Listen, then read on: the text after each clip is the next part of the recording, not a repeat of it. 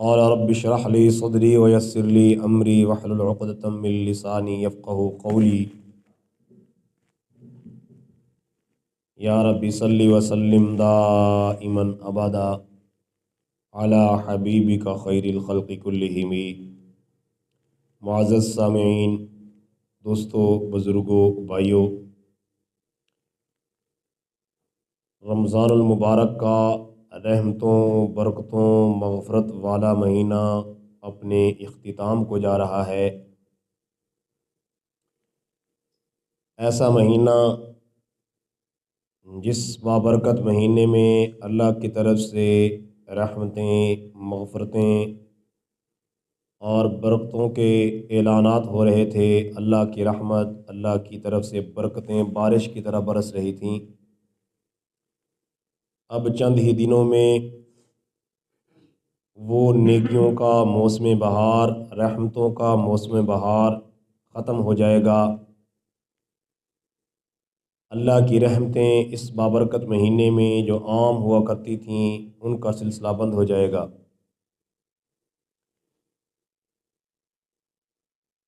حضرت مجدد الف ثانی رحمہ اللہ مکتوبات میں فرماتے ہیں کہ رمضان مبارک میں اللہ کی خاص رحمتوں کا جو نزول ہوا کرتا ہے، عام دنوں کی ان دنوں سے نسبت ایسی ہی ہے جیسے پانی کے قطرے کو سمندر سے نسبت ہے۔ یعنی اللہ کی رحمت رمضان میں اتنی کثیر ہوتی ہے جیسے سمندر کا پانی ہے، اور عام دنوں میں اللہ کی رحمت اس قدر نہیں ہوتی۔ عام دنوں میں رحمت اس طرح ہوتی ہے جیسے پانی کا ایک قطرہ۔ تو خوش نصیب ہیں، سعادت مند ہیں وہ حضرات جنہوں نے اس بابرکت مہینے کے اوقات کو قیمتی بنایا، اللہ سے ڈرتے ہوئے گزارا، آہوزاری کرتے ہوئے گزارا، اللہ کے سامنے روتے ہوئے گزارا، اللہ سے مغفرت مانگتے رہے، اللہ سے بخشش مانگتے رہے، اللہ سے معافی مانگتے رہے، اللہ سے ڈرتے ہوئے اس بابرکت مہینے کی گھڑیوں کو، لمحات کو، دنوں کو، ایام کو، راتوں کو گزارا، قرآن کی تلاوت کی، تراویح کی نماز کی ادائیگی کا اہتمام کیا، ذکر، اذکار، تسبیحات کا، استغفار کا، درود پاک کا کثرت سے اہتمام رکھا۔ یقیناً وہ لوگ سعادت مند ہیں، انہوں نے نیکیوں کا بہت بڑا ذخیرہ جمع کر لیا، اپنے رب کو راضی کر لیا، اللہ کی رضا کا پروانہ حاصل کر لیا۔ تو ایسے لوگ یقیناً سعادت مند ہیں، خوش بخت ہیں جنہوں نے اس بابرکت مہینے کی گھڑیوں اور لمحات کو ضائع نہیں کیا، بیکار لمحات گزارے نہیں ہیں، بلکہ اللہ کو راضی اور خوش کرنے میں لگے رہے۔ اللہ پاک ان سب حضرات کی تمام عبادات، نیک اعمال، روزے، تراویح، تلاوت، ذکر، اذکار، تسبیحات کو، استغفار کو اپنی بارگاہ میں قبول فرمائیں۔ اللہ سب کو جزائے خیر عطا فرمائیں، اور بقیہ جو چند دن باقی ہیں ان میں مزید محنت کرنے کی اللہ پاک توفیق عطا فرمائیں۔ میرے بھائیوں، یہ مہینہ ایمان والوں کے لیے ایک بہت بڑی غنیمت تھا، بہت بڑا موقع تھا اللہ کو منانے کا، اللہ سے صلح کرنے کا، اللہ کو راضی کرنے کا، کہ اللہ کی جانب سے خود اعلان ہو رہے ہیں کہ جو مجھ سے جتنی بخشش مانگنا چاہتا ہے، میری رحمتوں کو سمیٹنا چاہتا ہے، اب ان کی خوش قسمتی تھی جنہوں نے اللہ کے اس اعلان پر لبیک کہتے ہوئے اللہ کے حکموں کو پورا کیا، اللہ سے ڈرتے ہوئے اس بابرکت مہینے کو گزارا۔ میرے بھائیوں، اس بابرکت مہینے میں جو آخری عشرہ آپ حضرات نے گزشتہ جمعے بھی سماعت فرمایا کہ اس آخری عشرے میں ایک رات ہے لیلۃ القدر کی، جو 1000 مہینوں سے بھی زیادہ درجہ رکھتی ہے، 1000 مہینوں سے بھی زیادہ فضیلت رکھتی ہے۔ اللہ کی خصوصی رحمتیں اس لیلۃ القدر میں اترا کرتی ہیں، نازل ہوا کرتی ہیں۔ لیکن اس رات کے حوالے سے اللہ کے نبی صلی اللہ علیہ وسلم نے ایک بہت اہم بات بھی ارشاد فرمائی، جو ہمارے لیے بہت غور کرنے کا مقام ہے، فکر کرنے کا مقام ہے۔ کہ اللہ کے پاک پیغمبر صلی اللہ علیہ وسلم نے احادیث طیبہ میں اس رات کی فضیلت کے حوالے سے اپنی امت کو آگاہ کیا۔ اللہ نے قرآن مقدس میں اس رات کی فضیلت اور عظمت اور مقام کا ذکر کیا کہ یہ رات 1000 مہینوں سے بھی بہتر مقام رکھتی ہے۔ اس سب کے باوجود اللہ کے پاک پیغمبر صلی اللہ علیہ وسلم نے اس رات کی فضائل کا ذکر کیا، مغفرت کا جو ہے اعلان کیا کہ اس رات میں خصوصی اللہ کی مغفرت اور رحمت متوجہ ہوتی ہے۔ اس کے باوجود اللہ کے پاک پیغمبر صلی اللہ علیہ وسلم نے چند لوگوں کے نام ذکر کیے، چند لوگوں کی صفات کا تذکرہ کیا کہ وہ لوگ اگر ان صفات کے حامل ہیں تو اس بابرکت رات میں بھی، اس رحمتوں والی رات میں بھی، لیلۃ القدر میں بھی جو 1000 مہینوں سے افضل رات ہے، اس رات میں بھی ان صفات کے حاملین لوگوں کی اللہ پاک بخشش نہیں فرماتے۔ سب سے پہلے نمبر پہ اللہ کے پاک پیغمبر صلی اللہ علیہ وسلم نے ارشاد فرمایا کہ اس رات میں سب کی بخشش ہو سکتی ہے لیکن مشرک کی بخشش نہیں ہو سکتی۔ جو اللہ کی ذات، اللہ کی صفات میں اللہ کے غیروں کو شریک کرتا ہے، اللہ کے غیروں کو اللہ کے تصرفات میں، اللہ کی قدرت میں، اللہ کے علم میں اللہ کے غیروں کو شریک سمجھتا ہے، اللہ کے پاک پیغمبر صلی اللہ علیہ وسلم ارشاد فرماتے ہیں سب کی بخشش ممکن ہے، اللہ کی ذات اور صفات میں شرک کرنے والے کی بخشش ممکن نہیں ہے۔ اور دوسرے نمبر پہ فرمایا سب کی بخشش ہو سکتی ہے لیکن ماں باپ کا نافرمان اس کی بخشش نہیں ہو سکتی۔ اور تیسرے نمبر پہ فرمایا کہ شراب کا عادی، شراب کا نشہ کرنے والا، شراب پینے والا اللہ پاک اس کی بخشش نہیں فرماتے۔ اور فرمایا قطع رحمی کرنے والا، رشتہ داروں سے لڑائی جھگڑے کرنے والا، رشتوں کو توڑنے والا، قطع رحمی کرنے والا، اس کی بھی اللہ پاک اس بابرکت رات میں، مغفرت والی رات میں کہ اللہ کی جانب سے مغفرت کے اعلان ہو رہے ہیں، بخشش کے اعلان ہو رہے ہیں، اس بابرکت رات میں قطع رحمی کرنے والا، رشتوں کو قطع کرنے والا اللہ پاک اس کی بھی بخشش نہیں فرماتے۔ اور فرمایا دوسرے مسلمان بھائیوں کا دلوں میں کینہ رکھنے والا، بغض رکھنے والا، نفرت رکھنے والا اللہ پاک اس کی بھی بخشش نہیں فرماتے۔ تو میرے بھائیوں یہ رمضان کا مہینہ، آخری عشرہ، پھر اس میں لیلۃ القدر، اللہ کی جانب سے خصوصی عطا، مغفرت کے اعلان، ہمارے لیے غور کرنے کا مقام یہ ہے کہ ہم اپنے آپ کو دیکھیں، اپنے گریبان میں جھانکیں کہ اللہ نے جن بری عادات کی وجہ سے اس بابرکت رات میں بھی اپنی رحمت اور بخشش کا دروازہ بند کر لیا ہے، کہیں خدا نخواستہ ہمارے اندر وہ بری عادات تو نہیں پائی جاتی کہ جن بری عادات کو اپنانے کی وجہ سے ہم جو ہے اللہ کی رحمت اور اللہ کی خصوصی مغفرت سے محروم ہو جائیں۔ اگر خدا نخواستہ ہمارے اندر ایسی صفات پائی جائیں، ایسی باتیں پائی جائیں تو ہمارے لیے فکر کا مقام ہے کہ ہم اللہ سے معافی مانگیں، توبہ کریں اور اپنی ان عادات سے اپنے آپ کو محفوظ کریں، اپنے آپ کو ان بری عادات سے بچائیں کہ جن بری عادات کو اپنانے کی وجہ سے ہم اللہ کی رحمت سے دور ہو رہے ہیں، اللہ کی رحمت سے محروم ہو رہے ہیں۔ تو اس میں لیلۃ القدر خصوصی انعام اللہ کی جانب سے، اس لیے اب چند دن باقی ہیں ہمارے لیے، یہ موقع ابھی چند دنوں کا باقی ہے کہ ہم اس بات کا احساس اپنے دلوں میں پیدا کریں کہ ہمارے جتنے دن گزرے ہیں، جو غفلت اور کوتاہی ہم سے ہوئی ہے، ہم اس پر اللہ سے معافی مانگیں، اور جو ہم سے نیک اعمال اللہ کی توفیق سے ہم بجا لائے، نیک اعمال ہم سے سرزد ہوئے، نیک اعمال کی پابندی کی، تو ہم اس پر اللہ کا شکر ادا کریں، اللہ کا شکر بجا لائیں، اور جو سستی کوتاہی ہوئی اس پر اللہ سے معافی مانگیں، استغفار کریں۔ تو میرے بھائیوں یہ چند دن باقی ہیں، چند لمحات باقی ہیں، اللہ کو مزید راضی کر لیں، مزید خوش کر لیں، ذکر سے، تلاوت سے، قرآن کی جو ہے تلاوت سے، نیک اعمال کی پابندی سے، صدقہ خیرات سے، اچھے اعمال سے، اپنے آپ کی فکر کرتے ہوئے ان بقیہ دن کو قیمتی بنائیں۔ انشاءاللہ ہمارے لیے بہت بڑی سعادت والی بات ہوگی کہ ہم ان بقیہ دنوں کو اللہ کی یاد میں گزاریں، عبادت میں گزاریں، ذکر میں گزاریں، تلاوت میں گزاریں اور نیک اعمال میں گزاریں۔ اب آخری عشرے میں اور اس رمضان مبارک میں ایک بات ہمارے لیے یہ بھی سمجھنے والی ہے،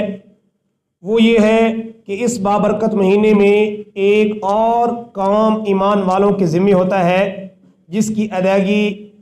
ہر مسلمان کے ذمے ہے، اور اسے کہتے ہیں صدقہ فطر۔ صدقہ فطر اللہ کے نبی صلی اللہ علیہ وسلم نے اپنی امت کے لوگوں پر لازم کیا ہے۔ اس کی شرعی حیثیت یہ ہے، اس کا حکم یہ ہے کہ اللہ تعالیٰ نے ہر صاحب نصاب شخص پر صدقہ فطر کی ادائیگی کو لازم کیا ہے کہ وہ اپنا صدقہ فطر بھی ادا کرے، اپنی نابالغ اولاد کا بھی صدقہ فطر ادا کرے۔ اور اس صدقہ فطر کی ادائیگی کا جو وقت ہے، حدیث پاک میں بتایا گیا، اللہ کے نبی صلی اللہ علیہ وسلم نے حدیث میں صدقہ فطر کے حوالے سے ارشاد فرمایا۔ حضرت عبداللہ بن عباس رضی اللہ تعالی عنہما روایت کرتے ہیں، فرض رسول اللہ صلی اللہ علیہ وسلم زکاة الفطر طہرۃ للصائم من اللغو والرفث وطعمۃ للمساکین فمن اداها قبل الصلاة فہی زکاۃ مقبولہ ومن اداها بعد الصلاة فہی صدقۃ من الصدقات۔ آپ علیہ الصلوۃ والسلام نے صدقہ فطر کو لازم قرار دیا، اور اس کا مقصد آقا صلی اللہ علیہ وسلم نے یہ بیان فرمایا کہ طہرۃ للصائم من اللغو والرفث، کہ جو روزے دار ہے اس سے روزہ رکھتے ہوئے، رمضان کا مہینہ گزارتے ہوئے جو کوتاہی ہو گئی، جو کمی ہو گئی، جو اونچ نیچ ہو گئی، یہ اس کے لیے پاکی کا اور کفارے کا سبب بن جائے گا صدقہ فطر۔ اور دوسرے نمبر پر فرمایا کہ جو ضرورت مند ہے، مساکین ہیں، حاجت مند ہیں، صدقہ فطر جب ان کو ادا کیا جائے گا تو ان کے لیے تعاون اور مدد کی صورت ہو جائے گی۔ اور اس کا وقت اللہ کے نبی صلی اللہ علیہ وسلم نے یہ ارشاد فرمایا کہ عید الفطر کی نماز کی ادائیگی سے پہلے پہلے صدقہ فطر ادا کر لیا جائے۔ آپ علیہ السلام نے فرمایا کہ جس نے صدقہ فطر عید کی نماز سے پہلے پہلے ادا کر لیا تو یہ اللہ کے ہاں اس کا عمل قابل قبول ہے، مقبول ہے، اور جس نے بعد میں ادا کیا تو اس کو وہ پہلے والا درجہ نہیں ملے گا، وہ پہلے ادا کرنے والا ثواب نہیں ملے گا۔ ہاں اس کا یہ واجب تو ادا ہو جائے گا، لیکن جو عید کی نماز کی ادائیگی سے پہلے ادا کرنے پر اس کو اجر و ثواب ملنا تھا، ویسا اس کو اجر و ثواب نہیں ملے گا۔ ہاں عام صدقے کی طرح اس کو اجر و ثواب ملے گا۔ تو اس لیے صدقہ فطر کی ادائیگی عید الفطر کی نماز کی ادائیگی سے پہلے پہلے کرنا ضروری ہے۔ اور علماء یہاں یہ بات بھی ارشاد فرماتے ہیں کہ رمضان کے دنوں کے اندر ہی اگر کوئی صدقہ فطر ادا کر دے گا تو اس کا صدقہ فطر ادا ہو جائے گا، بلکہ عید کی نماز اور رمضان کے آخری عشرے میں، رمضان کے دنوں میں صدقہ فطر ادا کرنا بہت زیادہ بہتر ہے، اس لیے کہ جو ضرورت مند ہیں ان کی ضرورت پوری ہو جائے گی۔ اگر وہ بھی اپنی کوئی خریداری کرنا چاہتے ہیں عید کے حوالے سے تو ان کے لیے اپنی چیزوں کو خریدنا آسان ہو جائے گا۔ تو یہ صدقہ فطر کے حوالے سے اللہ کے پاک پیغمبر صلی اللہ علیہ وسلم کی یہ تعلیم ہے کہ ہر مسلمان اپنے اولاد کا بھی، اپنے گھر والوں کا بھی اور اپنا بھی صدقہ فطر ادا کرے۔ اب صدقہ فطر کے حوالے سے جو دوسری بات ہے وہ یہ ہے کہ صدقہ فطر کی مقدار کیا ہے، صدقہ فطر کن حضرات پر لازم ہے، اس کا نصاب کیا ہے، کون صدقہ فطر ادا کرے۔ تو اس کے لیے بنیادی بات یہ ہے کہ جو شخص زکوٰۃ کا اہل ہے، صاحب نصاب ہونے کی وجہ سے جس کے ذمے زکوٰۃ فرض ہوتی ہے، اس کے ذمے صدقہ فطر بھی لازم ہوتا ہے۔ زکوٰۃ میں عام طور پہ سونا، چاندی، دیگر نقدی اور مال تجارت یہ چیزیں ہوتی ہیں کہ یہ جس کے پاس موجود ہو اور اس کے پاس 52.5 تولے چاندی یا 7.5 تولے سونا موجود ہو، یا 52.5 تولے چاندی کی مقدار اس کے پاس رقم موجود ہو یا مال تجارت موجود ہو، تو اس کے ذمے زکوٰۃ فرض ہوتی ہے۔ تو جس کے پاس یہ چیزیں موجود ہوں تو اس کے ذمے صدقہ فطر کی ادائیگی بھی لازم ہے۔ لیکن زکوٰۃ اور صدقہ فطر میں عام فرق یہ ہے کہ زکوٰۃ کی ادائیگی کے لیے شرط یہ ہے کہ جو صاحب نصاب ہے، جس کے پاس مال موجود ہے، اس پر سال گزرنا شرط ہے۔ لیکن صدقہ فطر میں سال گزرنا شرط نہیں ہے، عید کی نماز سے پہلے پہلے بھی اگر کوئی صاحب نصاب ہو جائے تو اس کے ذمے بھی صدقہ فطر کی ادائیگی لازم ہے۔ اور زکوٰۃ میں یہ بات شامل ہوتی ہے کہ یہ صرف 4 چیزیں جو آپ حضرات کے سامنے میں بیان کی کہ زکوٰۃ ان پر لازم ہے جو یہ 4 چیزیں رکھتے ہیں اور صاحب نصاب ہیں. لیکن صدقہ فطر اور زکوٰۃ میں فرق یہ ہے کہ صدقہ فطر میں ان 4 چیزوں کے ساتھ ساتھ انسان کی ضروریات کی جو زائد چیزیں ہیں، زائد سامان گھروں میں پڑا رہتا ہے، وہ بھی نصاب کے اندر شامل کیا جائے گا. تو جس کے پاس سونا ہے، چاندی ہے، مال تجارت ہے، نقدی رقم جو 52.5 تولے چاندی کی قیمت تو پہنچ رہے ہیں، اور اس کے پاس زائد سامان اتنی مقدار میں موجود ہے کہ جو ضرورت سے زائد سامان اگر اس کا حساب کیا جائے تو 52.5 تولے چاندی کی مقدار کے برابر اس کی قیمت بن جاتی ہے، تو اس کے ذمے بھی صدقہ فطر کی ادائیگی لازم اور ضروری ہے. اب صدقہ فطر کن چیزوں سے ادا کیا جائے، یہ بھی احادیث طیبہ میں اللہ کے پاک پیغمبر صلی اللہ علیہ وسلم نے بتایا. تو 4 چیزیں ہیں جن کے ذریعے سے صدقہ فطر کی ادائیگی کی جا سکتی ہے، یا وہ چیزیں ادا کی جائیں یا ان چیزوں کی قیمت ادا کر کے صدقہ فطر کی ادائیگی کی جائے. سب سے پہلے نمبر پہ ہے گندم. گندم کی جو مقدار ہے وہ کم از کم 2 کلو گندم کی ذریعے ادائیگی کی جائے، یا 2 کلو گندم کی قیمت کے اعتبار سے صدقہ فطر کی ادائیگی کی جائے. دوسرے نمبر پہ کھجور ہے. اس کی مقدار یہ ہے کہ تقریباً 4 کلو بنتے ہیں. کھجور کی قیمت ادا کر دی جائے، یا کھجور صدقہ فطر کے طور پر ادا کر دی جائے. اس طرح کشمش ہے، اس کی مقدار بھی اتنی ہی ہے، 4 کلو کی مقدار اس کی قیمت، یا اتنی مقدار میں اس کی جنس آپ صدقہ فطر کے طور پہ ادا کر سکتے ہیں. اس طرح جو ہے اس کی مقدار بھی یہی ہے کہ جو ادا کر دیں یا جو کی قیمت آپ ادا کر دیں گے. تو یہ 4 چیزیں، ان 4 چیزوں کے اعتبار سے اگر کوئی صدقہ فطر ادا کرے گا تو اس کا صدقہ فطر ادا ہو جائے گا. یہاں جو قابل غور بات ہے وہ یہ بھی ہے کہ جن حضرات کو اللہ پاک نے فراوانی دی ہے، جن کو اللہ پاک نے وسعت دی ہے، ان کے لیے بہتر یہ ہے کہ جو زیادہ قیمت والی اشیاء ہیں، کھجور ہے، کشمش ہے، دیگر اشیاء ہیں، ان اشیاء کو مد نظر رکھتے ہوئے جو ہے اپنا صدقہ فطر ادا کرے، تاکہ غرباء مساکین کی زیادہ سے زیادہ مدد ہو سکے، ان کی ضرورت زیادہ پوری ہو سکے، ان کے ساتھ زیادہ تعاون ہو سکے. باقی اگر کوئی گندم کے حساب سے بھی صدقہ فطر کی ادائیگی کر دے گا تو اس کی ادائیگی ہو جائے گی. تو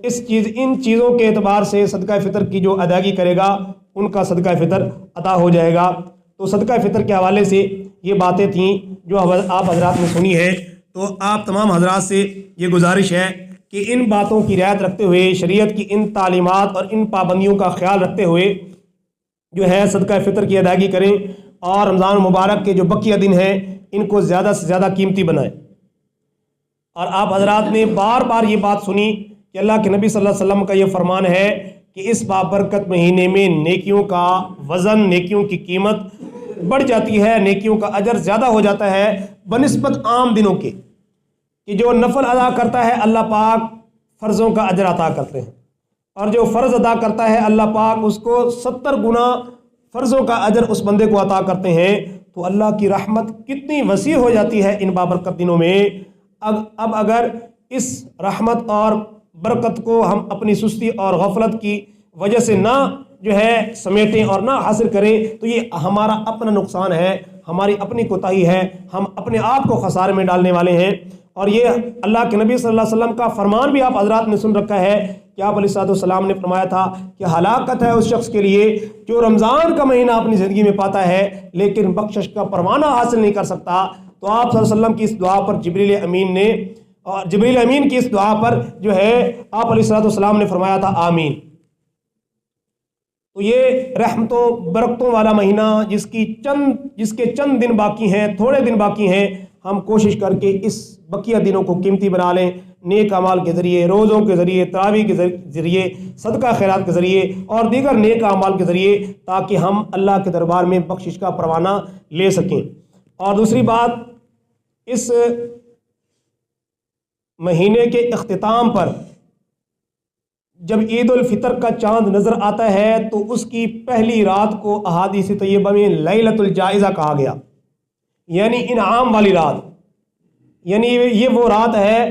جس رات میں اللہ کی جانب سے بندوں کو انعام دیا جاتا ہے. یعنی وہ موقع ہے کہ سارا مہینہ بندے محنت کرتے رہے، کوشش کرتے رہے کمائی کرتے رہے، مزدوری کرتے رہے، اب یہ وقت شروع ہو گیا ہے مزدوری ملنے کا۔ اب یہاں جو ہمارے لیے فکر کی بات ہے، غور کرنے کی بات ہے، عمل کرنے والا کام ہے، وہ یہ ہے کہ اگلے دن چونکہ عید آتی ہے تو ہم اس رات کو غفلت میں، کوتاہی میں، نافرمانی میں، گناہوں کے کاموں میں، کھیل کود میں، لہو و لعب میں گزار دیتے ہیں۔ یہ رات بھی بہت قیمتی ہے، اس رات کو بھی عبادت کی فضیلت ہے۔ حدیث میں آتا ہے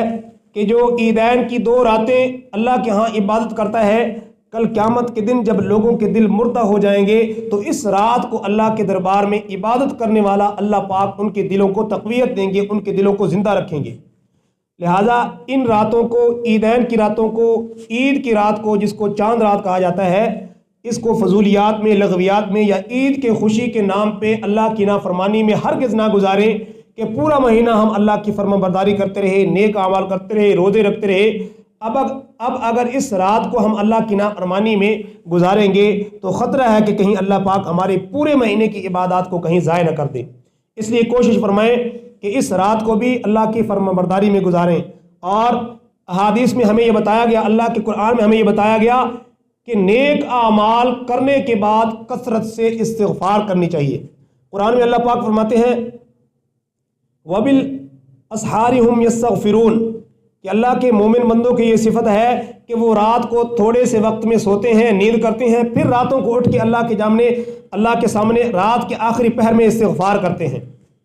تو استغفار یعنی نیک عمل کے بعد استغفار اس بات کی دلیل ہے، اللہ کے سامنے رونا اور گڑ گڑانا ہے کہ اللہ پاک ہم نے جو نیک اعمال کیے ہیں جس طرح ادا کرنے کا حق تھا ہم اس طرح ادا نہیں کر سکے، اے اللہ ہم پھر بھی استغفار کرتے ہیں، اللہ کے سامنے عاجزی اور انکساری کرتے ہیں۔ اللہ ہماری ان عبادات کو قبول فرما، ہماری کمیوں کوتاہیوں کو معاف فرما۔ اللہ رب العزت سے دعا ہے اللہ پاک ہمیں